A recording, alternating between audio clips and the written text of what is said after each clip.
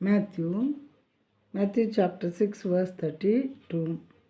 For the Gentiles seek after all these things, and your heavenly Father knows that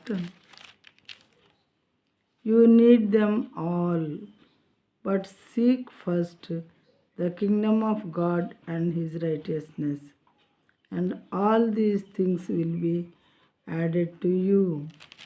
తెలుగులో చూద్దాము.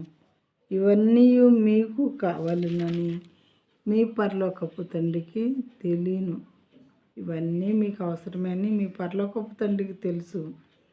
ఈ లోకపు తండ్రి తల్లిదండ్రులకి తెలుస్తుంది, పరలోకపు తండ్రికి మరి ఎక్కువగా మీ అవసరాలు తెలుస్తాయి.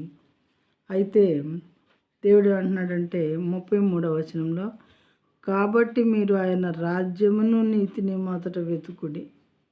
దేవుని రాజ్యంలోనికి ఎలా ప్రవేశించాలా, అసలు ఆయన రాజ్యం అంటే ఏంటి, దానిలో ఎలా ప్రవేశిస్తాము, దాన్ని ఏమంటారు, ఎవరి ద్వారా ఆయన రాజ్యంలో మనం ప్రవేశించగలుగుతాము, మార్గం ఏంటి, ఆ విషయాలు మీరు అన్వేషించండి.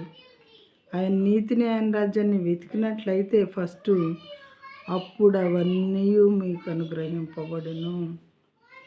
అవన్నీ కూడా మీకు అనుగ్రహింపబడతాయి. నేను చూసుకుంటాను కదా మీకు కావాల్సిన ప్రతి ఇవి. మీరెందుకు వాటి గురించి వరి అవుతున్నారు? నేను చెప్పింది చేయండి.